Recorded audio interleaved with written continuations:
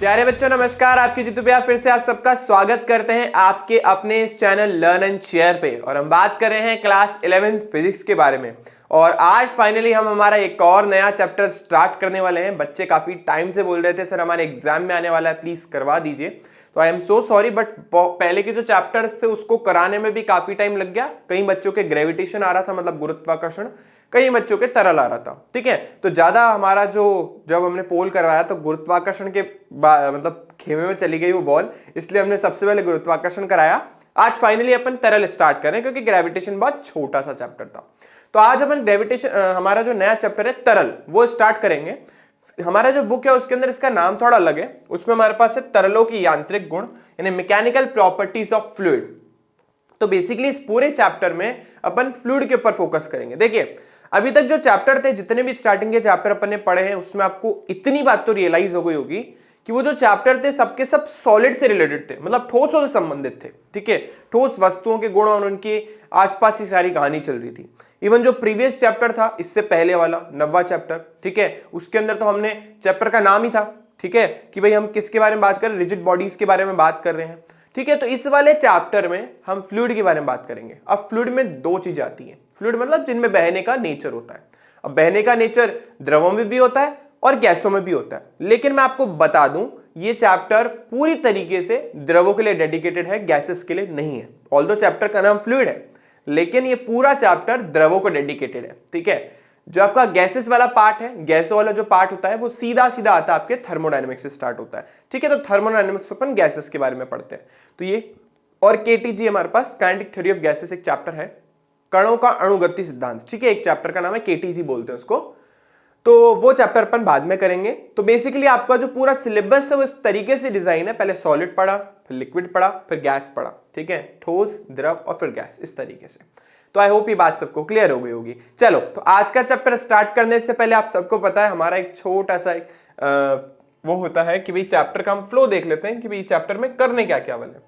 तो ये हमारा जो चैप्टर फ्लो का हमारा ट्रेंड है वो हम चला के रखेंगे और चैप्टर फ्लो देखेंगे कि क्या क्या है इस चैप्टर में।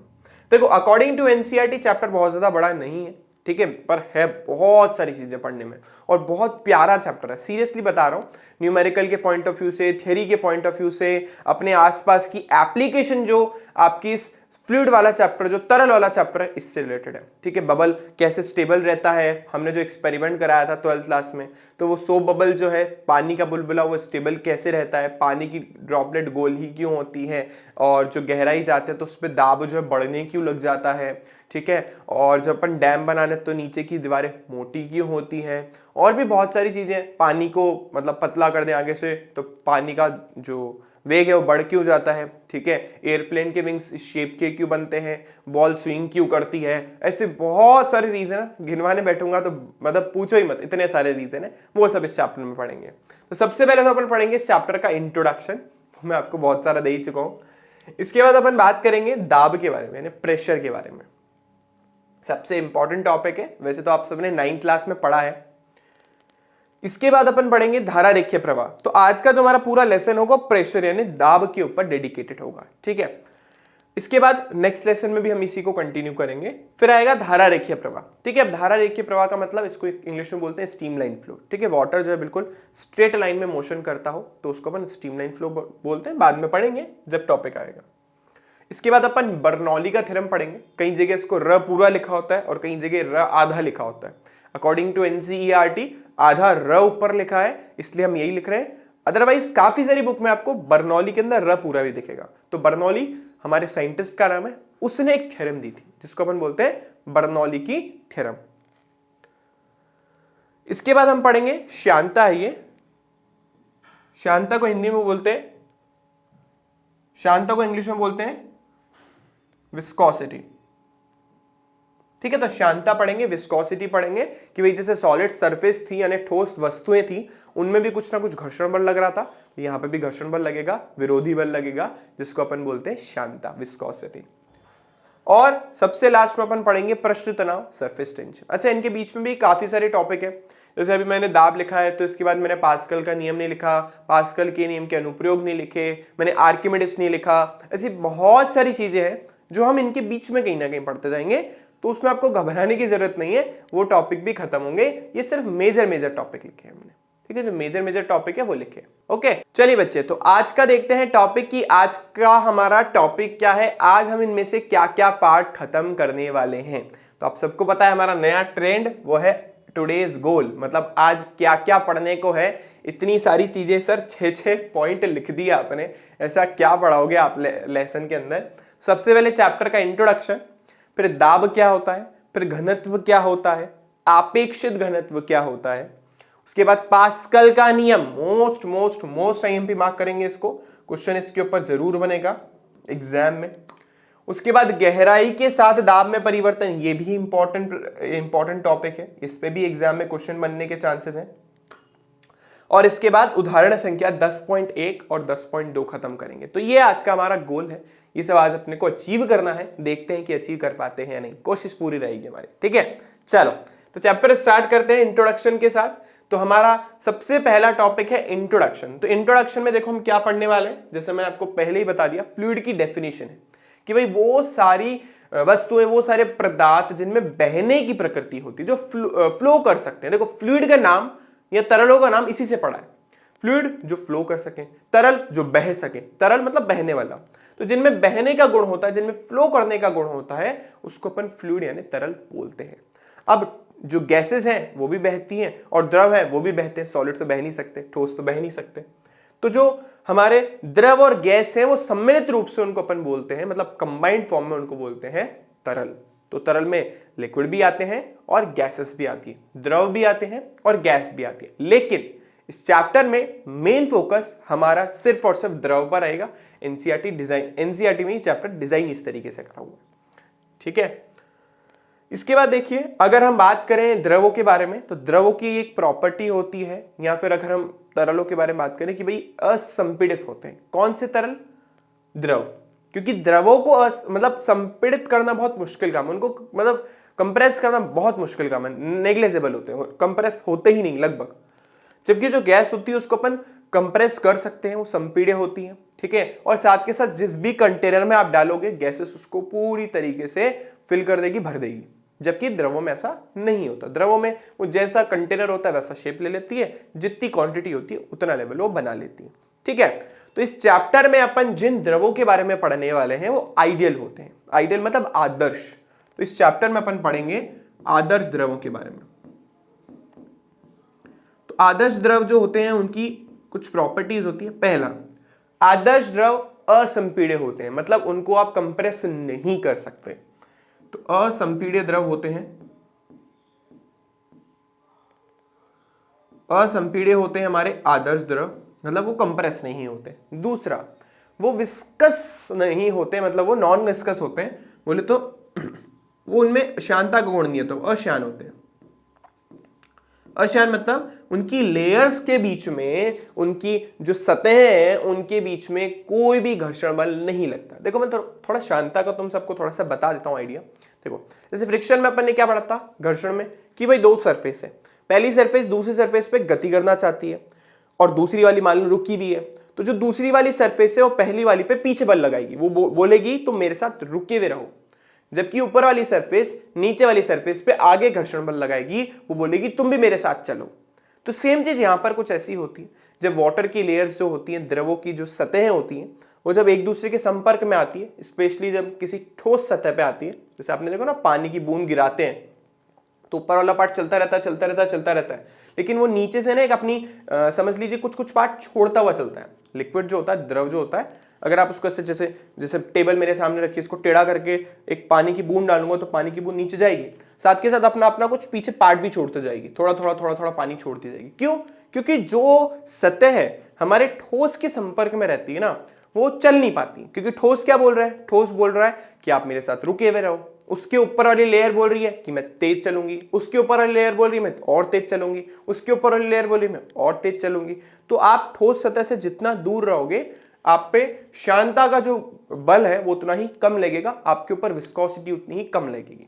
तो हम यहाँ पे ऐसे द्रवों के बारे में बात करेंगे जो कि अश्यान होते हैं, मतलब जिनमें विस्कोसिटी नहीं लगती है, नॉन विस्कस फ्लूइड्स होते हैं, ठीक है ना, हमारे अश्यान तरल या द्रव होते हैं। और जो असिम्पिड होता है जिसको दबाया नहीं जा सकता। अब नहीं दबाया जा सकता तो गैस तो वैसे एलिमिनेट हो गई। समझ रहे हो मेरी बात? इसलिए हम यहाँ पे गैसेस के बारे में बात नहीं करते। तो आई होप ये बात सबको समझ आ गई होगी। आगे चलते हैं बच्चों। तो अब जब हम तरलों की अध्ययन गति के बारे में अध्ययन करते हैं तो दो तरीके के तरल हमारे पास हो सकते हैं या दो तरीके से तरलों का अध्ययन हो सकता है। पहला होता है हाइड्रोस्टैटिक। हाइड्रोस्टैटिक नाम से समझ आ रहा है, हाइड्रो मतलब होता है जल, वाटर, स्टैटिक मतलब होता है रेस्ट, स्थितिकी जिसको अपन बोलते हैं तरल स्थितिकी। तो यह द्रव स्थितिकी इसका पूरा नाम होगा। वैसे तो हमने नाम पहले भी पढ़ा है, स्थितिकी और गतिकी, ठीक है। तो ये द्रव स्थितिकी, हाइड्रो मतलब होता है वाटर, यानी वाटर तो नहीं बोलेंगे, हाँ कोई लिक्विड बोल सकते हैं। वैसे हाइड्रो का यूज वाटर के लिए करते हैं जनरली। तो हाइड्रो मतलब हो गया हमारा फ्लूइड जिसके बारे में अपन बात कर रहे हैं, द्रवों के बारे में बोल रहे तो द्रव बोल देते हैं। तो हाइड्रो मतलब हो गया द्रव और स्टैटिक मतलब हो गया रेस्ट में, मतलब जो गति ना कर रहे हो। हिंदी में द्रव तो द्रव ही है और स्थितिकी मतलब जो रुके हुए हैं, यानी हम इनके अंदर ऐसे द्रवों का अध्ययन करते हैं जो रुके हुए हैं। जैसे ग्लास में पानी पड़ा है तो पड़ा है, फ्लो थोड़ा ना कर रहा है, उसके ऊपर जो जो चीजें लग रही है उनके बारे में अध्ययन करना। समुद्र का पानी मान लो रुका हुआ है, ठीक है, किसी पॉन्ड का यानी किसी तालाब का पानी रुका हुआ है, किसी बावड़ी का पानी रुका हुआ है, उन सब पे जो अध्ययन करना है वो इस द्रव स्थितिकी में आता है, हाइड्रोस्टैटिक में आता है। एक दूसरा होता है द्रव गतिकी जिसको अपन हाइड्रोडायनेमिक भी बोलते हैं। जैसे मान लो एक ग्लास का पानी लिया, जोर से झटका दो, ग्लास का पानी लिया, जोर से झटका दो, देखोगे कुछ पानी पीछे गिर गया, निकल के चला गया, पानी फ्लो कर रहा हो, ठीक है ना। या फिर और भी एग्जांपल दो, जैसे टैंकर आप लोगों ने देखे होंगे, आप लोगों के सामने से जब वो पानी का टैंकर जाता है तो कितना पानी उछल उछल के बाहर निकलता रहता है। तो वो किसके अंदर आता है? वो द्रव गतिकी में आता है, जहां पे फ्लूइड जो है, जो हमारा द्रव जो है वो गति कर रहा है। वैसे मैं आपको बता दूं एनसीईआरटी ने द्रव गतिकी को ज्यादा सपोर्ट नहीं करा है, ज्यादा पार्ट नहीं है, पर मैं कोशिश करूंगा कि आपको कुछ चीजें बता सकूं इसके बारे में, ठीक है। अदरवाइज हमारी मोस्टली कहानी एनसीईआरटी के आगे पीछे घूमेगी, ठीक है। तो हमारा मेन पोर्शन जो है चैप्टर का वो इसके अंदर है, इसके बारे में बात करनी है अपने को, ठीक है। चलिए एक बार इसकी डेफिनेशन भी देख लीजिए। चलो मैं यहाँ पे आ जाता हूं, आप लोगों को दिख जाएगी। स्थिर तरलों का अध्ययन जो है वो द्रव स्थितिकी में करते हैं, और अगर गतिशील तरल हो तो उसका अध्ययन अपन हाइड्रोडायनेमिक में यानी हमारे द्रव गतिकी में करते हैं, ठीक है। तो आई होप ये सबको समझ आ गई होगी, मैंने आपको वैसे एक्सप्लेन कर दिया। ये तो आपके लिए फॉर्मेलिटी के लिए लिख दिया है मैंने, है ना, कि पढ़ लेना तुम लोग। चलो आगे चलते हैं बच्चों। चलिए हमारा नेक्स्ट टॉपिक है जो है दाब। तो आपको ये किसी एक महान वैज्ञानिक की फोटो दिख रही होगी, आइडेंटिफाई अगर कर पाओ तो जरूर कमेंट में लिखना, ठीक है। मेरे बताने से पहले कर लिया हो तो, ठीक है। तो मैं आपको बता देता हूं, ये हमारे पास्कल की फोटो है। इन्होंने दाब के बारे में काफी कुछ बताया था, तो इन्हीं के रिस्पेक्ट में हमने दाब का ऐसा ही मात्रक दे दिया पास्कल, ठीक है। 1700 के आसपास की बात है, 1700 के आसपास, 1729 ऐसा ही कुछ है। मेरी हिस्ट्री बहुत वीक है देखो, ठीक है। तो ये वही पास्कल की फोटो है जिन्होंने दाब के बारे में काफी कुछ बताया था। तो यहाँ पे अपने को पढ़ना बेटा दाब या प्रेशर। अब क्या होता है उसके लिए बहुत बेसिक से एग्जाम्पल्स हैं जो देखे हैं आपने, कि भाई चक्कू को आगे से तीखा क्यों बनाते हैं, कील को आगे से चाप क्यों बनाते हैं, तीखा क्यों बनाते हैं, ठीक है ना। ऊंट जो है हमारा, जैसे हमारे यहाँ पे तो डेजर्ट होता है, रेगिस्तान होते हैं राजस्थान में, तो जो उसको हम ऊंटों को क्या बोलते हैं, रेगिस्तान का जहाज बोलते हैं ना। तो वो उसके पैर जो हैं वो धंसते क्यों नहीं है जमीन में, हम चलने लग जाए तो धंसने लग जाते हैं, ठीक है। जो बैग होते हैं स्कूल के, उनकी जो स्ट्रिप्स होती हैं यानी कंधे पे जो लटकाते हैं वो मोटे की होते हैं, ठीक है। इसके अलावा बहुत सारी चीजें, कुल्हाड़ी को आगे से शार्प क्यों बनाते हैं, ठीक है। ये बहुत सारी चीजें हैं। या नेल लग जाए तो ज्यादा दर्द होता है, उतनी मोटी कोई चीज लग जाए तो दर्द नहीं होता, या चुभती नहीं है वो, ठीक है। अभी आजकल वो कोविड के वैक्सीनेशन की बात चल रही है, इंजेक्शन ठोक रहे हैं, ठीक है। तो इंजेक्शन का जो निप है आगे से वो पतला क्यों होता है, ये सब सारी जो रीजन है वो किसकी वजह से, दाब की वजह से। तो दाब का बिल्कुल सिंपल सा फंडा है कि भाई एकांक क्षेत्रफल पे आप जितना प्रतिबल लगा रहे हो। अब प्रतिबल का मतलब देखो, यहाँ पे मैं आपको पहले ही बता दूं, हम यहाँ पे जिस बल के बारे में बात कर रहे हैं वो अभिलंबवत बल है। तो प्रतिबल को हटा करके अगर मैं सीधा ऐसा बोलूं, एकांक क्षेत्रफल पर लगने वाला अभिलंबवत बल, यानी जो बल लग रहा है वो कैसा होना चाहिए, परपेंडिकुलर होना चाहिए, अभिलंबवत होना चाहिए या लंबवत होना चाहिए, तो ही उसको कंसिडर करूंगा, नहीं है तो नहीं कंसिडर कर सकता, ठीक है। तो देखो डेफिनेशन यही है, तो किसी पृष्ठ के एकांक क्षेत्रफल पर आरोपित अभिलंबवत बल या लंबवत बल दाब कहलाता है। तो इसका जो फॉर्मूला वो क्या बना, इसका फॉर्मूला बना P is equals to F. अच्छा ये जो साइन बनाया है आई गेस सबको 10th क्लास याद आ गई होगी। ये किसका साइन है हमारे पास, ये साइन है परपेंडिकुलर का, लंबवत का। ठीक है, तो जो हम बल लगा रहे हैं वो कैसा बल है, वो अभिलंबत बल है। ठीक है, जो परपेंडिकुलरली लग रहा है। अगर मान लो किसी वस्तु पर जैसी सतह है, इस पॉइंट पे आप बल लगा रहे हो और वो पॉइंट अभिलंबत नहीं है, आपने कुछ इस तरीके से बल लगाया कोई कोण थीटा बना करके, तो फिर इस बल के दो घटक करने पड़ेंगे। एक इस डायरेक्शन में आ जाएगा जो हमारे पास एफ कॉस थीटा, और एक इस दिशा में आ जाएगा जो हमारे पास एफ साइन थीटा। ठीक है, तो हम क्या बोल रहे हैं, हम बोल रहे हैं हम वही बल लेंगे जो कि इस सतह के अभिलंबत हो। मतलब अगर मैं फॉर्मूला लिखूंगा यहां पे तो मैं लिखूंगा एफ कॉस थीटा इंटू ए। यहां पे मैं जो फॉर्मूला लिखूंगा कौन सा होगा, एफ कॉस थीटा। यहां पे प्रेशर ही पी है। ठीक है, तो यानी हमें वही बल लेना है जो सरफेस के क्या हो, अभिलंबत हो। यहां से एक बात और समझ आ रही है कि आप जितना बल का अमाउंट बढ़ाते जाओगे उतना ज्यादा दाब बढ़ता जाएगा। या अगर आप बोलो आप क्षेत्रफल जितना घटाओगे दाब उतना बढ़ेगा, यानी P A के व्युत्क्रमानुपाती है। A घटाने पर P बढ़ता है, A बढ़ाने पर P घटता है। जितने एग्जाम्पल दिए सब में सेम लॉजिक था। इंजेक्शन की सीरीज ऐसे कैसे पतली क्यों थी, क्षेत्रफल घटा दाब बढ़ा आराम से अंदर जाएगी। चक्कू आगे से पतला क्यों, क्षेत्रफल कम दाब ज्यादा आराम से फल सब्जियां कट जाएंगे। ठीक है, बैगों की स्ट्रिप मोटी क्यों, क्षेत्रफल बढ़ा दाब घटा, आपके ऊपर दाब कम लगेगा। आपको उन जो भी कॉपियां और जो भी आपके बैग में रखा हुआ है उन सबका भार आपको कम फील होगा, अदरवाइज काफी ज्यादा फील हो जाएगा। ठीक है, ऊंट के पैर चौड़े क्यों, ऊंट के पैर चौड़े हैं इसलिए दाब जो है वो घट जाता है, रेत में नहीं धंसते हैं। मेरे पैर का साइज बहुत बड़ा तो नहीं है, ठीक है, पैर मतलब मैं बता रहा हूं, ऊपर उठा के तो बता नहीं सकता, तो उसका क्षेत्रफल बहुत कम है, क्षेत्रफल कम दाब ज्यादा धंस जाएगा। ठीक है, इस तरीके के बहुत सारे एग्जाम्पल दाब से रिलेटेड है। बस दाब एरिया यानी क्षेत्रफल के व्युत्क्रमानुपाती होता है। अगर क्षेत्रफल बढ़ाओगे दाब घटेगा, क्षेत्रफल बढ़ाओगे दाब बढ़ेगा।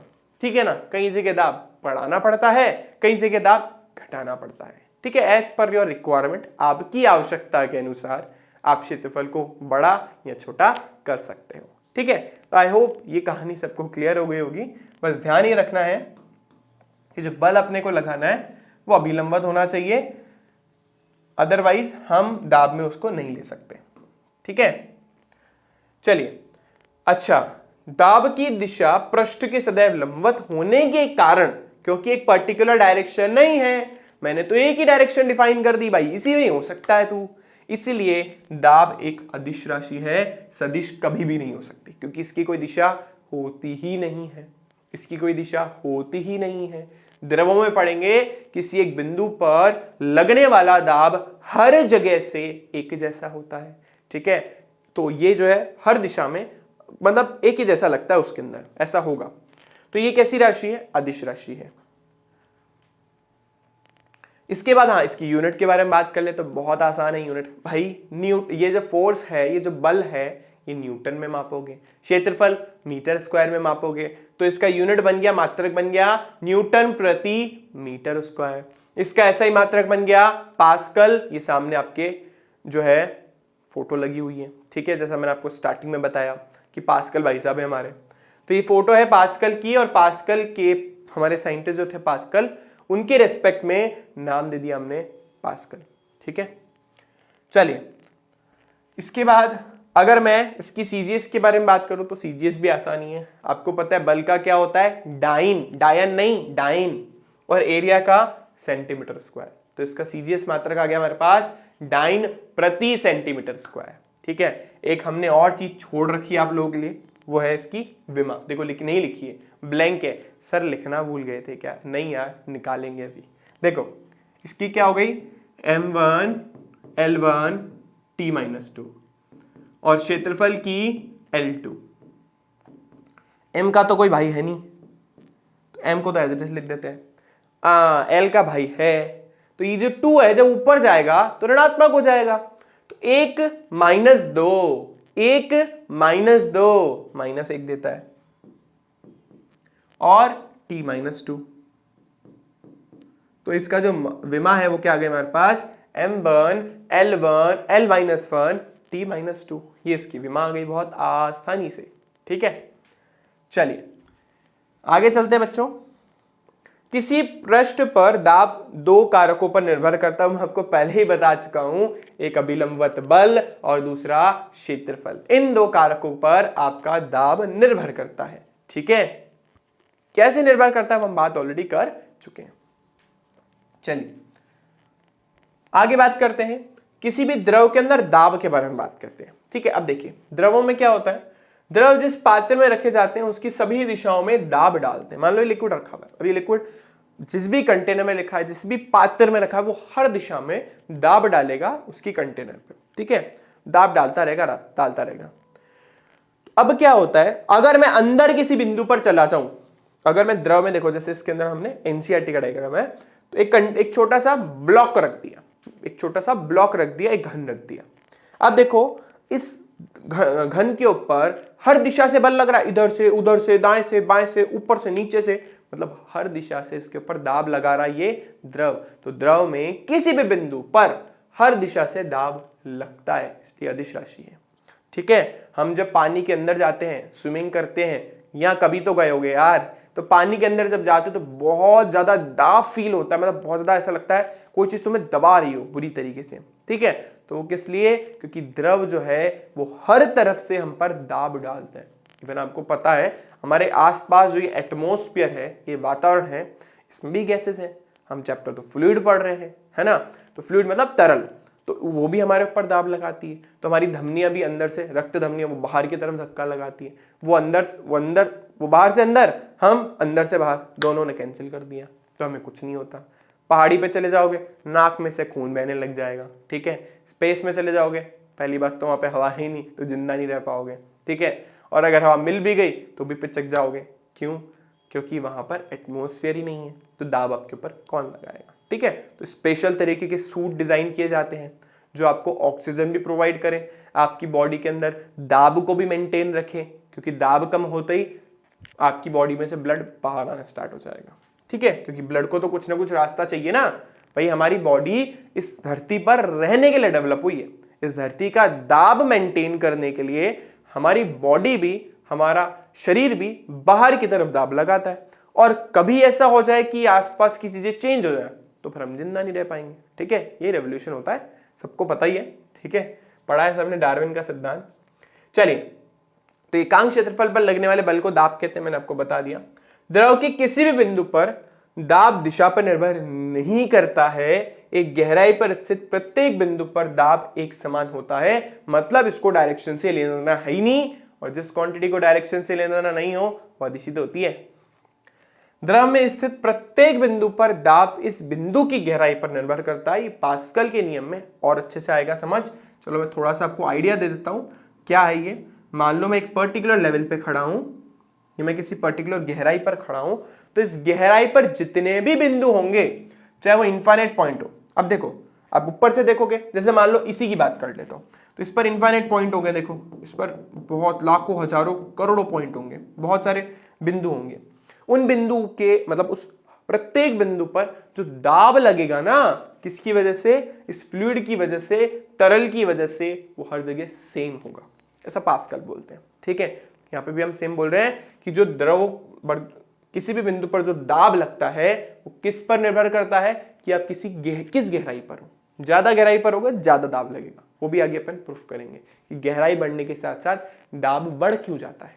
ठीक है, चलो आई होप ये बात सबको क्लियर हो गई होगी। हमारी एनसीईआरटी में कुछ डायग्राम दे रखे हैं दाब को मापने के लिए। उन लोगों ने एक ये युक्ति सुझाई है। उन्होंने क्या करा है, उन्होंने ये जो आपको बीच में दिख रही है ना अजीब सा बना हुआ, ये स्प्रिंग है। जो आपको बीच में अजीब सा बना हुआ दिख रहा है ये स्प्रिंग है, और अंदर जो है निर्वात है, मतलब अंदर वैक्यूम है। ठीक है, बिल्कुल वैक्यूम है। और यहां पर देखिए, यहां पर है आपका एक पिस्टन है, मूविंग पिस्टन, ऊपर नीचे जा सकता है। ठीक है ना, गतिशील पिस्टन है। तो आपने क्या करा, आप इसको किसी गहराई पे लेके गए, इसको उल्टा किया और इसको पानी में डाल दिया। पानी में डालते ही पानी इस पे दाब लगाएगी, और उसको दबाएगी स्प्रिंग को। जैसे स्प्रिंग को दबाएगी आप दाब माप सकते हो कि यार दाब तो माप पा रहे हैं हम। तो ये जो डिवाइस है इसके थ्रू आप दाब माप सकते हो। उल्टा करो, उल्टा करके जैसे ही पानी में डालोगे आप देखोगे पानी इस पर दाब डाल रही है। दाब डालने की वजह से क्या होगा, ये जो स्प्रिंग है वो कुछ इस तरीके से हो जाएगी, है ना, दब जाएगी ऐसे। पहले थोड़ी लंबी थी, जैसे जैसे नीचे जाते जाओगे स्प्रिंग दबती जाएगी दबती जाएगी दबती जाएगी दबती जाएगी और ऐसा प्रोसेस चलता ही रहेगा। ठीक है, आई होप सबको मेरी बात समझ आ रही होगी। ओके, ये कुछ पिस्टन जैसा ही है। सिरिंज में जो पिस्टन होता है ना उस जैसा ही है। उसमें भी तो हम दाब लगाते हैं पीछे से, लेकिन उसमें क्या थोड़ा सा ज्यादा दाब लगाना पड़ता है। यहाँ पे कम दाब से भी चल जाता है काम, क्योंकि स्प्रिंग को दबाना है, बहुत हार्ड स्प्रिंग नहीं होती। ठीक है बच्चों, तो आई होप ये बात सबको समझ आ गई होगी। चलिए अब आगे बात करते हैं हमारे घनत्व और आपेक्षित घनत्व के बारे में। डेंसिटी और रिलेटिव डेंसिटी के बारे में बात करेंगे। ठीक है, तो देखिए किसी पदार्थ के एकांक आयतन के द्रव्यमान को घनत्व कहते हैं। यदि किसी वस्तु का द्रव्यमान m और आयतन v हो तो उसका घनत्व क्या होगा। देखो बचपन से पढ़ते हुए आ रहे हो, घनत्व क्या होता है सर, द्रव्यमान बटा आयतन, यानी एकांक आयतन का जितना द्रव्यमान है उसको घनत्व बोलते हैं। सर ये एकांक द्रव्यमान क्या होता है, एकांक आयतन क्या होता है सर, फील ही नहीं आ रहा है सर। तो देखो समझाते हैं। मान लो ये आपके पास एक ब्लॉक है, किसी भी चीज का ब्लॉक है ना। अब इस ब्लॉक के अंदर मैंने एक छोटा सा ब्लॉक लिया, मैंने इसमें से काट के बाहर निकाल दिया। मतलब ये एक ऐसा ब्लॉक है जिसका आयतन इकाई है, एक इकाई। अब एक इकाई का मतलब इसका आयतन 1 सेंटीमीटर क्यूब हो सकता है। 1 मीटर क्यूब तो चलो बहुत ही बड़ा हो गया, क्योंकि 1 मीटर क्यूब तो लगभग इतना होता है, तो इतना बड़ा ब्लॉक तो निकाल ही नहीं पाएंगे इसमें से। 1 मीटर क्यूब का मतलब ये एक, मतलब इतना बड़ा ब्लॉक लेना पड़ेगा तुम्हें। तो 1 सेंटीमीटर क्यूब या 1 मिलीमीटर क्यूब या 1 मीटर क्यूब, जो भी आप लेना चाहो, उसका जितना द्रव्यमान होगा उसी को अपन बोलते हैं उसका घनत्व। जैसे अगर लोहे का टुकड़ा लोगे ज्यादा भारी निकलेगा, रुई ले लो कम भारी निकलेगा, लकड़ी ले लो कम भारी निकलेगा, तो कम घनत्व वाले हैं। तो घनत्व का मतलब क्या है, एकांक हमारा जो आयतन है या जो इकाई आयतन है उसका द्रव्यमान कितना, अगर मैं उसका वेट करूं तो कितना वजन बताएगा तराजू मेरे को। ठीक है, उसको क्या बोलते हैं, उसका घनत्व बोलते हैं। तो जो मेटेलिक सब्सटेंस जो ठोस होते हैं उनका घनत्व ज्यादा होता है। ठीक है, जबकि हम जो बात करें, जैसे हम बात करें लकड़ी की, है ना, रुई की, इसी तरीके की जो चीजें इनका घनत्व थोड़ा कम होता है। ठीक है, तो घनत्व का मतलब ये है। तो इसका जनरल फॉर्मूला हमारे सामने क्या निकल के आया, घनत्व को किससे बताते हैं अपन, रो से बताते हैं। ठीक है, पी नहीं है, रो है। तो घनत्व जो है उसका फॉर्मूला हमारे पास हो गया रो। आई गेस सबको सिंबल पता होगा, आप सब पढ़कर आए हो। इसको अपन क्या बोलते हैं, रो। ठीक है ना, सिंबल का नाम है सिर्फ, इस घनत्व को इससे बताते हैं। तो जो रो है वो किसके बराबर होता है, द्रव्यमान बट्टा आयतन। द्रव्यमान को ऊपर रखो, आयतन को नीचे रखो, आपको क्या मिल जाएगा, घनत्व मिल जाएगा। ये फॉर्मूला अपन बहुत बार यूज करेंगे, इसलिए याद होना चाहिए। ठीक है, ऐसी एक चीज और समझ आ रही है कि भाई अगर मैं द्रव्यमान बढ़ा दूंगा ना, अगर मैं द्रव्यमान बढ़ा दूंगा तो घनत्व भी बढ़ जाएगा, और अगर मैं आयतन कम कर दूंगा तो भी घनत्व बढ़ जाएगा। मतलब जो आप ब्लॉक ले रहे हो उसका आयतन जितना कम है और द्रव्यमान जितना ज्यादा है उसका घनत्व भी उतना ही ज्यादा होगा। अगर मैं इसके मात्रक के बारे में बात करूं तो कोई मुश्किल नहीं है। मात्रक कैसे निकलेगा, केजी पर मीटर क्यूब, आप सब जानते ही हो, क्योंकि द्रव्यमान को किलोग्राम में और आयतन को मीटर क्यूब में मापोगे, तो किलोग्राम प्रति मीटर क्यूब। अगर इसकी विमा निकाल दूं तो देखो भाई m के ऊपर 1, हमारे t भाई साहब तो है ही नहीं, और l के ऊपर हमारा -3, तो m1 l-3, तो ये हो गई इसकी विमा। आई होप ये बात भी सबको समझ आई होगी। ठीक है, सच कुछ बहुत भारी शब्द नहीं बोले मैंने, ये तो 9th क्लास से पढ़ते आ रहे हो। ठीक है, ये ऐसा ही यूनिट आ गई हमारी, किलोग्राम पर मीटर क्यूब। CGS ग्राम पर सेंटीमीटर क्यूब, ये भी आसान। चलिए ओके, ये भी एक अदिश राशि है क्योंकि इसकी भी दिशा नहीं होती, लेकिन ये धनात्मक होता है, ऋणात्मक नहीं हो सकता। ठीक है, एक धनात्मक अदिश राशि है। द्रव असंपीड्य होते हैं, अतः द्रव का घनत्व सभी दाबों पर लगभग अचर रहता है, जबकि इसके विपरीत गैसों में दाब के साथ घनत्व में बहुत ज्यादा चेंजेस आते हैं। ठीक है, ड्रामेटिक चेंज आ रहे हैं, क्योंकि मैं आपको बोल रहा हूँ पूरी कहानी द्रव और गैसों के आसपास, वो भी द्रव ज्यादा, इसलिए इसने उसी के रेस्पेक्ट में लिख रखा है। तो देखो अब सब जानते हो कि द्रव जो होते हैं, जो लिक्विड्स के बारे में बात कर रहे हैं, फ्लूइड के बारे में नहीं। तो जो लिक्विड्स होते हैं, जो द्रव होते हैं, उसको दबा नहीं सकते। मैं बोलूंगा पानी को दबाओ, दबा दोगे क्या? दबेगा ही नहीं पानी, ठीक है। तो वो असंपीड्य होते हैं, इसलिए तापमान के साथ साथ लगभग उनका जो घनत्व होता है वो एक समान रहता है, ठीक है। असंपीड्य इसलिए घनत्व एक ही जैसा रहता है। लेकिन अगर मैं बात करूं आपके गैसेस के बारे में, तो तापमान बढ़ाने के साथ साथ उनका घनत्व कम होता जाता है। क्यों? अभी जैसे इस रूम के अंदर गर्मी बढ़ने लग जाए, गर्मी बढ़ेंगे तो गैसेस का जो काइनेटिक एनर्जी, उनकी गतिज ऊर्जा और बढ़ेगी। गतिज ऊर्जा बढ़ेगी तो क्या होगा? गतिज ऊर्जा के बढ़ने से जो हमारे पार्टिकल्स है, जो कण है, वो दूर दूर गति करेंगे, तो घनत्व अपने आप कम हो जाएगा। तापमान बढ़ाने से घनत्व कम होता है गैसेस के केस में, जबकि द्रवों में ऐसा नहीं होता, क्योंकि द्रव असंपीड्य होते हैं, उसको आप दबा नहीं सकते वैसे भी, तो उनका घनत्व लगभग एक समान ही रहता है, ठीक है। चलिए इसके बाद आ जाते हैं बेटा आपेक्षित घनत्व के बारे में, जिसको अपन इंग्लिश में बोलते हैं रिलेटिव डेंसिटी। आपेक्षित घनत्व क्या बोलते हैं? रिलेटिव डेंसिटी, ठीक है।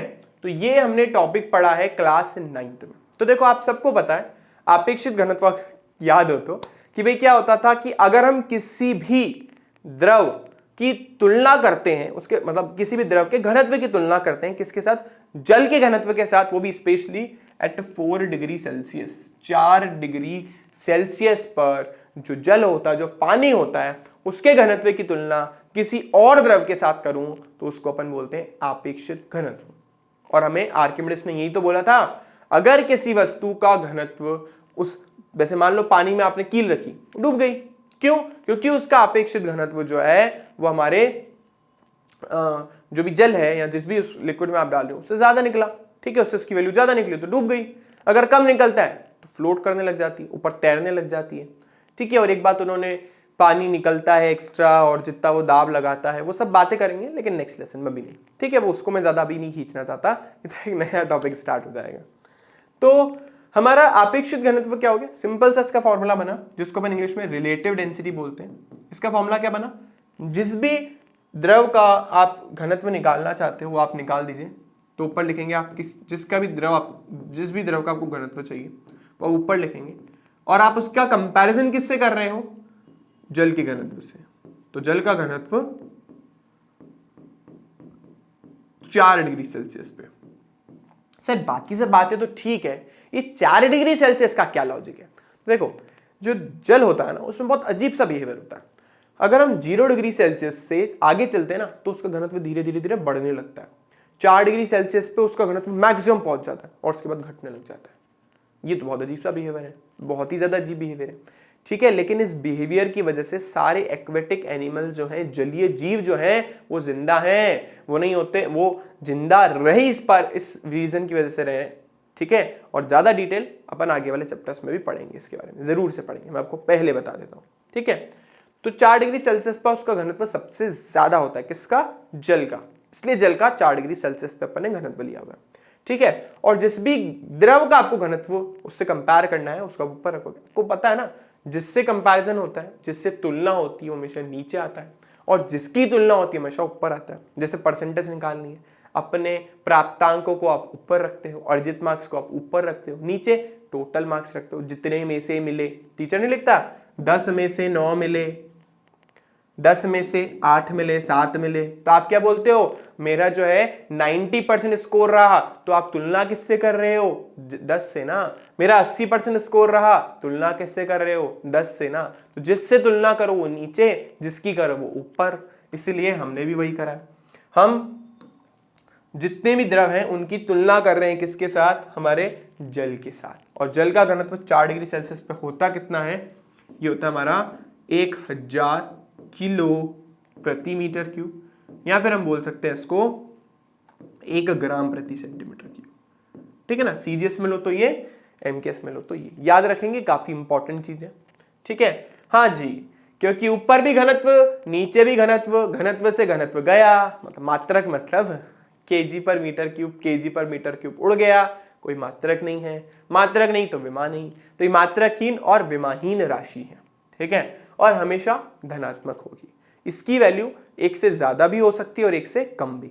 तो यहां से साफ साफ बात समझ आ रही है ना, अगर उस द्रव का घनत्व जल के घनत्व से ज्यादा है, अगर उस द्रव का घनत्व जल के घनत्व से ज्यादा है तो रिलेटिव डेंसिटी आपेक्षिक घनत्व एक से ज्यादा आएगा। कॉमन सेंस ही बात है। जैसे मान लो अगर मैं पारा लूं, पारा आगे आएगा काम मरकरी, ठीक है, वही जो आपके थर्मामीटर में भरा हुआ होता है, उसका घनत्व होता है 13,600, जल का होता है 1,000। रेशो निकाला कितना आया, मतलब अनुपात निकाला तो कितना आया 13.6।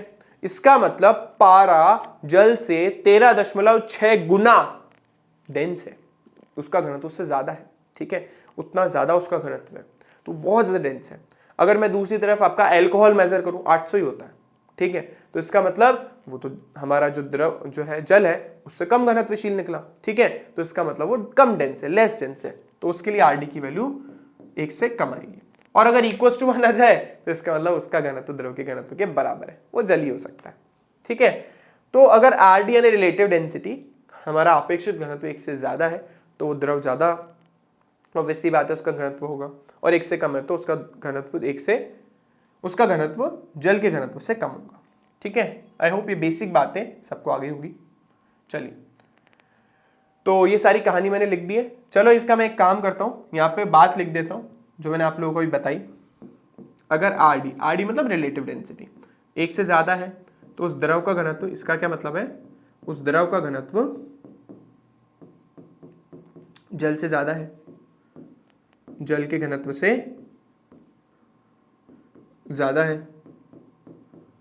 और अगर आरडी की वैल्यू कम है तो इसका मतलब है उस द्रव का घनत्व जल से कम है ना, जल के घनत्व से कम है। आई होप ये बात सबको क्लियर हो गई होगी। चल आगे चलते हैं बच्चों, सबसे इंपॉर्टेंट टॉपिक आप लोगों के सामने आ गया है, वो है पास्कल का नियम। भाई पास्कल भाई साहब क्या बोले, जैसा मैंने आपको बताया था, किसी भी एक सतह पर हमारा जो द्रव होता है उसके प्रत्येक बिंदु पर लगने वाला दाब एक समान होता है, एक पर्टिकुलर लेवल पर, एक सतह पर, ठीक है। अगर सारे के सारे जल की मान लो क्योंकि द्रव की मैं एक सतह बीच में से काट दूं, पानी भरा हुआ बीच में से कहीं से काट दिया, तो वो जो लेयर निकलेगी, वो जो सतह निकलेगी, उसके हर बिंदु पर हर जगह दाब एक जैसा होगा। देखो लिखा है इस नियम के अनुसार। एक और बात इन्होंने बोली कि भाई अगर आप किसी भी चीज पर दाब लगाते हो, किसी भी फ्लूइड पे, किसी भी द्रव पे दाब लगाते हो, तो जो दाब है ना वो एक से, मतलब आपने एक तरफ से दाब लगाया तो वो द्रव जो है पूरे लिक्विड में, पूरे के पूरे तरल में एक समान रूप से वितरित हो जाएगा, ठीक है। और जितना दाब यहां से लगा रहे हो उतना दाब दूसरी तरफ से भी निकलेगा। एग्जाम्पल बताता हूं, इसका यूज वैसे अपन बाद में करेंगे, और बहुत देखा भी होगा आप सबने एक्सपेरिमेंट। एक एग्जाम्पल भी है इसके ऊपर, इंजेक्शन वाला एग्जाम्पल सबने देखा होगा, ठीक है। ये आपका सिरिंज जैसा दिख रहा है, देखो ज्यादा अच्छी ड्राइंग तो है नहीं मेरी। तो आपने सिरिंज ली, पहली सिरिंज, और इस सिरिंज के साथ एक पाइप को अटैच करा, ठीक है। ये देखा होगा आपने, बच्चे बनाते रहते हैं इस तरीके के मॉडल्स वगैरह, ठीक है। और यहाँ पे एक और सिरिंज है,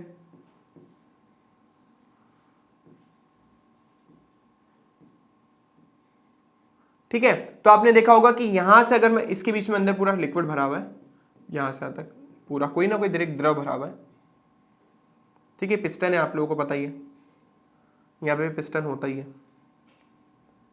तो जैसे ही आप यहां से क्या करते हो, कोई ना कोई दाब लगाते हो, तो आप देखते हो जितना दाब मैंने यहां पे लगाया उतने से बाहर निकलने लग गया, मतलब मैंने यहां पे जितना दाब लगाया उतने से बाहर निकलने लग गया। इसका मतलब यह है कि द्रव जो है उस पर लगने वाला दाब पूरे द्रव में एक समान रूप से क्या हो रहा है, स्थानांतरित हो रहा है, संचरित हो रहा है। दो चीजें बोली उन्होंने, एक पर्टिकुलर लेवल पे, एक क्षैतिज सतह पर या एक सतह पर हर बिंदु पर लगने वाला दाब समान होता है, और अगर आप द्रव के किसी एक पार्ट पर दाब लगाते हो तो वो दाब पूरे द्रव में एक समान रूप से संचरित हो जाता है, ठीक है। आई होप ये बात सबको क्लियर हो गई होगी। चलिए, तो ये बात उन्होंने बोली थी, और उनको इस चीज को प्रूफ करने के लिए हमारी बुक में छोटा सा 4 स्टेप का डेरिवेशन है, ठीक है। तो मैं आपको बता देता हूं, इस डेरिवेशन के लिए क्या करना है, हमें मानना है कि हमारा द्रव में कोई भी एक बिंदु है ना, उस बिंदु को जूम करो जूम करो जूम करो जूम करो जूम करो, और मान लो उसका शेप एक कैसा है, इस तरीके के एक प्रिज्म जैसा है, ठीक है, इस तरीके के एक प्रिज्म जैसा है। हमने मान लिया लिक्विड का कोई भी एक पार्ट जो है, द्रव का कोई भी एक पार्ट जो है, वो पार्टिकल जो है, कण जो है, वो प्रिज्म के जैसा है, कुछ ऐसा। तो इस प्रिज्म के अंदर आपको दिख रहा होगा कितनी सरफेसेस हैं, कितनी सतहें हैं, कुछ इस तरीके का प्रिज्म है।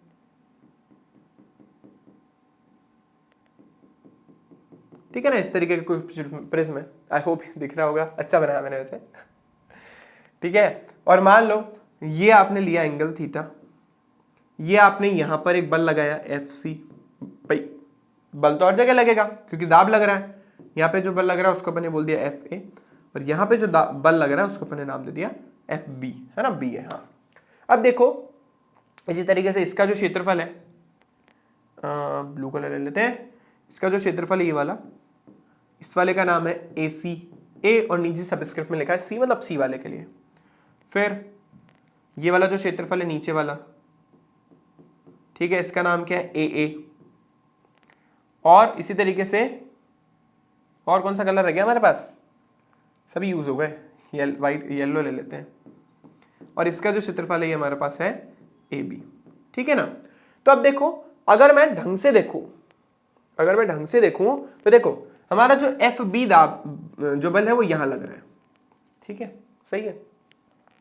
तो अगर देखो, अगर मेरे को इसके साथ कोण निकालना, देखो कोण यहाँ पे बन रहा है, ये रहा, मेरा इसके साथ कोण। तो अगर मैंने यहाँ पे इस तरीके से एक हॉरिजॉन्टल लाइन खींची, तो देखो यहाँ पे एक एंगल बन जाएगा थीटा। आप आराम से मैथमेटिकली प्रूफ कर सकते हो क्योंकि कोण थीटा है। ठीक है, तो बल कहाँ लग रहा था, नीचे लग रहा था, कोण इसके साथ कितना बना, थीटा, कितना बना, थीटा। कैसे निकाला, कुछ सोच के देखो कैसे निकल रहा है। चलो एक काम करते हैं, जैसे हमारी बुक वालों ने भी θ1 θ2 ले रखा है, यहाँ पे अपन में ना दो कोण बना देते हैं। इस कोण को अपन बोल देते हैं θ1, इसको बोल देते हैं θ2, है ना, एनसीईआरटी के अकॉर्डिंग चलते हैं। तो देखो अगर मैं यहाँ पर कोई दाब लगा रहा हूँ, इसके सॉरी कोई बल लगा रहा हूँ FB, तो ये वाला जो कोण बनेगा ना, ये वाला, ये भी कितना आएगा, θ1। तो अब इसके देखो दो घटक हो गए इस बल के, एक तो यहाँ पे आ रहा है FB cos θ, और एक ये वाला घटक आएगा इसका FB sin θ। अब जरा फोकस करो और सोचो कि भाई इस पूरे के पूरे प्रिज्म पर हर जगह से लगने वाला दाब एक जैसा है, ये आर्किमिडीज भाई साहब ने बोला।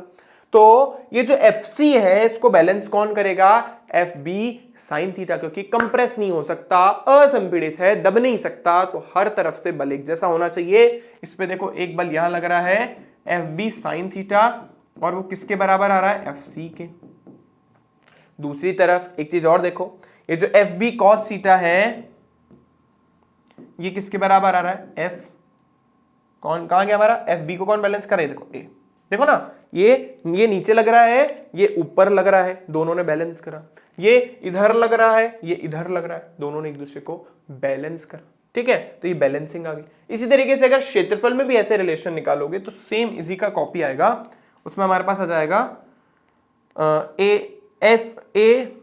AB sin θ is equals to AC, ऐसे AB cos θ is equals to AA, same relation आएगा, बिल्कुल कॉपी। तो जब मैं इन दोनों को डिवाइड करूंगा, देखो इन दोनों को डिवाइड कर रहा हूं मैं, फर्स्ट इक्वेशन को, और इसको सेकंड बोल देते हैं, इसको थर्ड बोल देते हैं, इसको फोर्थ। ठीक है, तो देखो अगर मैं इस वाली को इस वाली से डिवाइड करूं, इस वाली को इस वाली से डिवाइड करूं, देखो नोटिस करो, अगर मैं समीकरण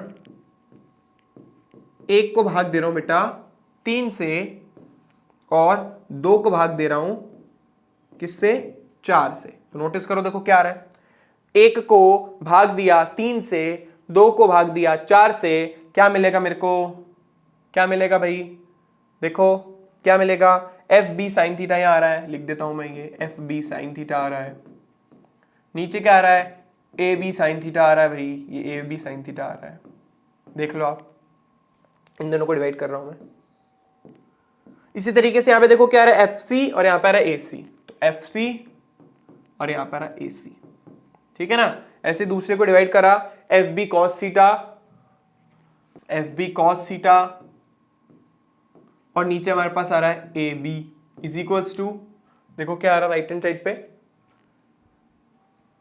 ओके ये भी ए बी कॉस थीटा है, ये एफ ए और ये ए ए है, तो यहाँ पे भी कॉस थीटा और यहाँ पे हमारे पास आ रहा है एफ ए और नीचे भी आ रहा है ए ए। ठीक है, अब जरा फोकस करो, नोटिस करो कि भाई साइन थीटा से साइन थीटा मरा, कॉस थीटा से कॉस थीटा मेरा, यहां से रिलेशन क्या आया, F B upon A B is equals to F C upon A C, यहाँ पे है F B upon A B is equals to F A upon A A, दोनों को कर दो क्लब, क्या समझ आ रहा है, तीनों बराबर है भाई आपस में, F A upon A A, F B upon B B, A B, F C upon A C, ये तीनों आपस में क्या है, इक्वल है।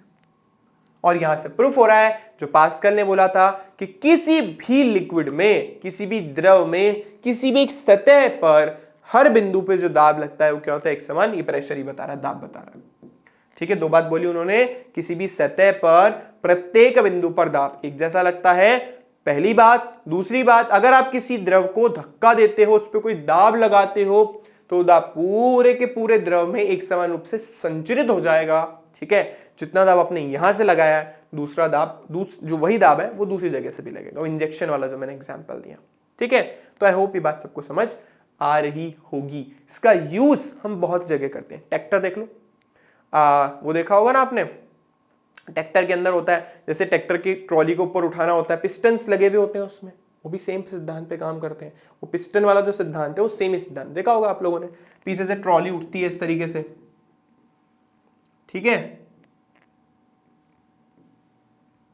ऐसे पीछे से ट्रॉली उठती है,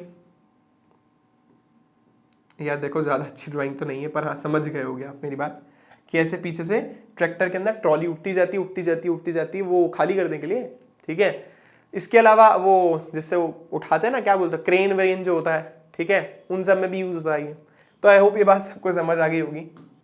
चलिए अब आगे चलते हैं बच्चों, गहराई के साथ दाब में कैसे परिवर्तन आता है, कि भाई गहराई के साथ दाब में कैसे परिवर्तन है। पास्कल का लॉ तो आई गेस सबको क्लियर हो गया होगा कि पास्कल का नियम किस तरीके से काम करता है। ठीक है, चलिए बच्चों, तो हमारा नेक्स्ट टॉपिक है गहराई के साथ साथ दाब में कैसे परिवर्तन आता है। अब देखो आप सब जानते हो, जब मैं समुद्र के अंदर जाता हूँ, गोताखोर जाते हैं, स्पेशल तरीके का सूट पहनना पड़ता है, या मैं अगर ज्यादा गहराई पर चला जाऊँ तो प्रेशर काफी फील होता है, बॉडी बहुत बहुत दबाव महसूस करती है। ठीक है, हमारे जैसे मैंने आपको पहले भी एग्जाम्पल दिया था, हमारे चारों तरफ का एनवायरमेंट, वातावरण हम पर दाब डाल रहा है। तो ये सब क्यों, क्योंकि गहराई बढ़ने के साथ साथ दाब जो होता है वो बेटा बढ़ता जाता है। इसी चीज को हम प्रूफ कर रहे हैं एक छोटे से एग्जाम्पल के थ्रू। हमने एक सिलेंडर लिया है, एक बहुत बड़ा कंटेनर लिया है, इस कंटेनर में मान लो मैंने लिक्विड डाल दिया, पानी भर दिया या कोई भी द्रव डाल दिया। ठीक है, जो आपको अच्छा लगता है द्रव डाल दो उसमें। तो मैंने ऑलरेडी ब्लू कलर से तो बना ही रखा है, पर फिर भी मान लो मैंने ब्लू कलर से इस तरीके से बना दिया पानी, और इस कंटेनर के अंदर, इस पात्र के अंदर मैंने एक अज्यूम कर लिया, विजुअलाइज कर लिया, ऐसा कुछ है नहीं, मान लिया कि इसमें एक स्तंभ है, इसमें एक स्तंभ है जिसका आकार किसके जैसा है, जिसका आकार वापस बेलन के जैसा है। माना है अपनी इच्छा से, आपको स्तंभ अच्छा नहीं लगता, बेलनाकार, आप कुछ और मान लो, आप घनाभाकार मान लो, ऐसी चीज मानना जिसका क्षेत्रफल आप निकालना जानते हो। तो यहां पे सबसे सिंपल शेप होता है हमारा बेलन, इसलिए हम वो ले रहे हैं। ठीक है, तो ये जो हमने बीच में बेलन लिया ना, एक्चुअली में एग्जिस्ट नहीं करता है थोड़ी ना वहां पे, वो तो हमने एज्यूम किया है कि पानी के अंदर मान लिया एक स्तंभ है जो पानी का ही बना है, जो पूरी तरीके से जल का ही बना है, या जो भी आप द्रव ले रहे हो उसी का ही बना हुआ है। ठीक है, तो हम क्या बोल रहे हैं, हम बोल रहे हैं कि इस द्रव के अंदर यहां पर दाब कुछ और लगेगा, जिसको अपन प्रेशर नंबर 1 बोल रहे हैं। यहां पर दाब कुछ और लगेगा, नीचे से मैं इसको थोड़ा कंप्लीट कर देता हूं। तो यहां पर दाब कुछ और लगेगा, इसको अपन प्रेशर P2 बोल रहे हैं। मान लो इसकी ऊंचाई कितनी है, h है। ठीक है, ध्यान से सुनना, और इसका अनुप्रस्थ काट क्षेत्रफल जो है, इसका अनुप्रस्थ काट क्षेत्रफल जो हमने अज्यूम करा है क्या है, a। ये क्या है, इसका अनुप्रस्थ काट क्षेत्रफल। ठीक है, ये इसका अनुप्रस्थ काट क्षेत्रफल है। मैं क्या कर रहा हूं भाई, द्रव का स्तंभ है, ऊपर से दाब लग रहा है P1, नीचे से दाब लग रहा है P2, कह रहा हूं ना कुछ दाबांतर है। अभी अगर होगा दाबांतर तो निकल आएगा, अगर सेम होंगे तो नहीं आएगा। तो मान लेता हूं ऊपर दाब था P1, नीचे से दाब लग रहा है इसमें P2, और इस स्तंभ की ऊंचाई कितनी है, h है, और इस स्तंभ का अनुप्रस्थ काट क्षेत्रफल कितना है, a है। ठीक है, ये हम मान के चल रहे हैं। अब इस पर कौन कौन से बल लग रहे हैं, एक तो ऊपर से प्रेशर लग रहा है। अब प्रेशर किसके इक्वल होता है, ऊपर दाब जो ऊपर लग रहा है, अगर मैं P1 का मान निकालूं तो देखो P1 किसके इक्वल होगा, मान लो यहाँ पे जो बल लग रहा है वो कौन सा बल लग रहा है, F1। ठीक है, कलर दूसरा ले लेते हैं, दिख नहीं रहा होगा आपको। तो यहां से जो दाब लग रहा है वो P1 था, और जो बल लग रहा है उसका F1 बोल रहे हैं। यहां से जो बल लग रहा है उसको अपन F2 बोल रहे हैं। तो P1 का मान किसके बराबर आया, P1 का मान आया F1/A, और P2 का भी मान किसके को लाया, इसके अंदर बल लग रहा है F2/A। साथ के साथ एक तो ऊपर से बल लगा जो जल नहीं लगाया, और एक नीचे से लगाया, एक ऊपर से F1 नीचे से लगा F2, साथ के साथ एक और इसके ऊपर बल लग रहा है, वो है इसका इस पे लगने वाला गुरुत्वाकर्षण बल। वो कहां लगेगा, नीचे, mg। ठीक है ना, कहां लगेगा, नीचे, mg। ठीक है, तो एक तीसरा बल हो गया। मान लो जो भी आप लिक्विड ले रहे हो उसका घनत्व कितना है, रो। तो जो भी आपने द्रव लिया है उस द्रव का घनत्व क्या है, रो। ठीक है, मैं आपको बता देता हूं क्या कर रहे हैं। कंटेनर लिया, कंटेनर में मैं ये पता करना चाहता हूं कि भाई h ऊंचाई या h गहराई पे जाने के बाद मुझे कितना दाब फील होगा, कितना एक्स्ट्रा प्रेशर मुझे फील करना पड़ेगा। तो मैंने अपनी इच्छा से एक स्तंभ मान लिया जिसका अनुप्रस्थ काट क्षेत्रफल हमारे पास कितना है, a है, मुझे नहीं पता, मैंने अज्यूम किया। h हाइट तो मुझे पता है ना, कितनी गहराई तक मुझे जाना है। जो द्रव मैंने लिया है उसका घनत्व मुझे पता है, हाँ भाई रो घनत्व की है, द्रव इसमें मैंने डाल रखा है। तो हम बोल रहे हैं उस पे ऊपर से जो दाब लगेगा ना, ऊपर से जो दाब लगेगा वो P1, किसकी वजह से, एक बल लग रहा है F1। नीचे से जो दाब लगेगा वो क्या है, P2, किसकी वजह से, एक बल लग रहा है F2। मैं कह रहा हूं कि ये जो स्तंभ है ना तो नीचे जा रहा ना तो ऊपर जा रहा है, ये तो अपनी जगह खड़ा है, तो कुल जो बल है निकाय के वो 0 होने चाहिए। तो देखो वही करेंगे।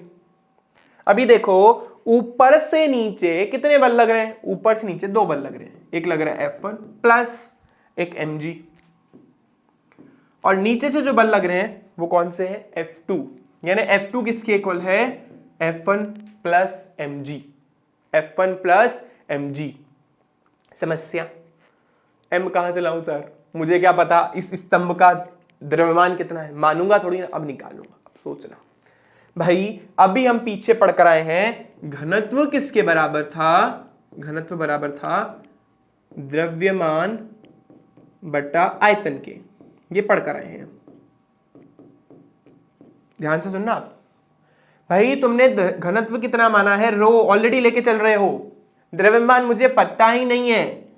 और जहां तक बात आ रही है आयतन की, तो ये तो एक सिलेंडर है, एक बेलन है, आयतन क्या होता है, πr² into H. Sir radius तो पता ही नहीं है, एच तो मान लेता हूं दे रखा है, रेडियस कहां से लाऊं, आयतन पड़ा है बेलन का πr² into H. Sir πr² तो है ही नहीं, दे रखा है यार, अनुप्रस्थ काट क्षेत्रफल ही तो πr² होता है। यानी आप इसके आयतन को a इंटू एच लिख सकते हो, a इंटू एच लिख सकते हो। तो यहां पे आप लिखोगे a इंटू एच।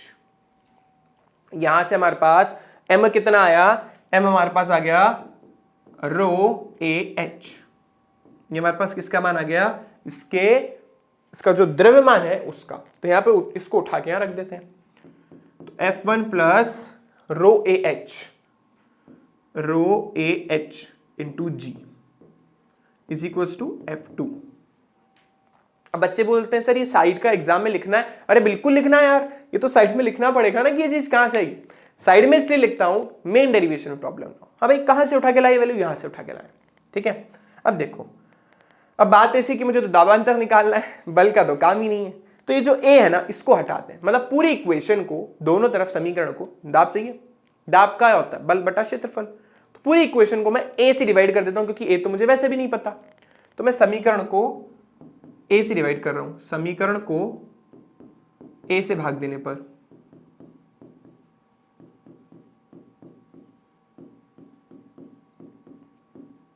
तो जब समीकरण में मैंने ए से भाग दिया, ध्यान से देखना, यहां बन गया एफ, सबको देंगे तो F1 बटा A plus rho A H G divided by A, और यहां पे हमारे पास आ गया F2 बटा ए। ठीक है ना, इसको थोड़ा अलग कर देते हैं अपन, तो इसके साथ बिखर जाएगा। ठीक है, ये आ गया हमारे पास। अब ध्यान से देखो, ए से ए मरा, F1 बटा ए प्रेशर है एक पहले जगह पे, प्लस ये बन गया हमारे पास रो जी एच, और ये गया हमारे पास P2। मुझे तो दाबांतर निकालना था, कितना एक्स्ट्रा दाब फील करूंगा, तो यहां का प्रेशर माइनस यहां का प्रेशर, वही तो एक्स्ट्रा प्रेशर है। देखो P2 किसके बराबर आ रहा है, P2 बराबर आ रहा है जो ऊपर मेरे पे दाब लग रहा था वो, प्लस एक एक्स्ट्रा टर्म आ गई रो जी एच, यानी मुझे एक्स्ट्रा दाब कितना फील होगा, रो जी एच, जिसको मैं ऐसे भी लिख सकता हूं P2 माइनस P1। ये P1 को चाहो उधर ले जाओ, आया हमारे पास रो जी एच, यानी जो दाबांतर मैं फील करूंगा यहाँ पे वो क्या होगा, रो जी एच। यहाँ पे साफ साफ समझ आ रहा है दाबांतर जो है क्षेत्रफल पर निर्भर नहीं करता, कंटेनर के शेप पर, साइज पर इसको कोई लेना नहीं है, बस उसका घनत्व क्या है और किस ऊंचाई या गहराई पर आप हो उससे मतलब है, बाकी कंटेनर का शेप गया भाड़ में, कोई मतलब नहीं है। ठीक है, आई होप ये सबको बात समझ आई होगी। अब जनरली क्या होता है, जब मैं एक कंटेनर के बारे में बात करता हूं, एक पात्र के बारे में बात करता हूं, पात्र में जब जल भरा हुआ होता है, मान लो इसमें जल भरा है या कोई भी लिक्विड भरा हुआ है, वो क्या द्रव की आदत बड़ी पड़ गई है ना, उसमें जल जल बड़ी वो हो गया है ना, तो मान लो ये जिस भी पात्र में रखा है उसकी ऊंचाई है, मैटर नहीं करता है क्या शेप है, कुछ भी हो सकता है, कोई फर्क नहीं पड़ता। तो यहां पर इस पर जो वातावरण दाब लगा रहे बेटा उसको अपन बोलते हैं पी नॉट। पी नॉट क्या, यहाँ पे वातावरणीय दाब, यह है वातावरणीय दाब। तो अगर मुझे इस बिंदु पर दाब निकालना है, मान लो P है, तो किसके बराबर हो जाएगा, P नॉट प्लस, ये तो हमने पहले पढ़ा था, ऊपर से जो लग रहा है प्लस रो जी एच, यानी वातावरण ने जो दाब लगाया है प्लस रो जी एच, इतना मेरे पे दाब लगेगा।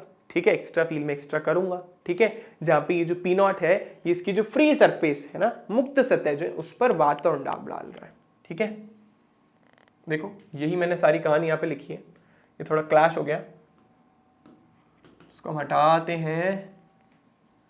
ठीक है, इसको हम हटा के साइड में लिख देते हैं, ये P नॉट है वातावरणीय दाब, वातावरणीय, फिर क्लैश हो गया। चलिए, तो मैंने बता दिया आपको, अगर द्रव स्तंभ की आकृति, आधार का क्षेत्रफल, कोई फर्क कुछ नहीं पड़ना अपने को। ठीक है, लिखा है हमने। इसके अलावा ऊपर भी लिखा है कि दाब किन किन कारकों पर निर्भर करता है। रो जी एक्सप्रेशन आया तो रो पे, जी पे और एच पे निर्भर करेगा, क्षेत्रफल से उसको मतलब नहीं है। तो इसने बोला अगर मुक्त पृष्ठ पर वातावरणीय दाब जो है P नॉट है, देखो ये लिखा है मैंने, जैसा मैंने भी आपको बताया, अभी चीज को अपन नीचे लिख देते हैं। ठीक है, तो उस केस में जो हमारा एक्सप्रेशन बनेगा, मैंने जो आपको बताया कि भाई हमारा कंटेनर है, ये आपका कंटेनर था, पात्र था।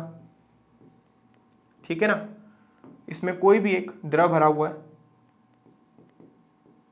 ऊपर तक भरा हुआ है, वातावरण ऊपर से इसके ऊपर कितना दाब लग रही है, P नॉट। हमें यहां पर दाब निकालना है, ऊंचाई इसकी h है, तब P किसके बराबर हो जाएगा, P not plus row ji H, P not plus row ji H. यह आ गया हमारे पास फॉर्मूला, जब P नॉट वातावरणीय दाब है। ठीक है, आई होप ये बात सबको क्लियर हो गई होगी। इसके ऊपर बहुत प्यारा सा एक क्वेश्चन हमारी एनसीईआरटी में, ये रहा वो क्वेश्चन, ये रहा। वो ये बोलता है, बोले कि भाई बताओ यहां पर और यहां पर दाब कितना होगा। आपके एमसीक्यूज में आ जाए या किसी में भी आ जाए, बोले इनमें रिलेशन क्या होगा, PA, PB, PC, इनमें रिलेशन क्या होगा। आप बोलोगे PA is equals to PB is equals to PC। क्यों, क्योंकि पास्कल भाई साहब बोल के गए थे भाई। ठीक है, और हमने अभी भी बोला कि ये जो है हमारे गहराई पर ही निर्भर करता है, पात्र के शेप वेप से इसको लेना नहीं है। तो देखो लिखा है, जब पानी किसी भी उसमें भरा जाता है कंटेनर में, तो तीनों पात्रों में पानी का तल समान रहता है, बिल्कुल लेवल सेम है। ठीक है, जबकि पात्रों में पानी की मात्रा अलग अलग हो सकती है। इसका कारण यह है कि पात्रों के आधार पर दाब समान रहता है।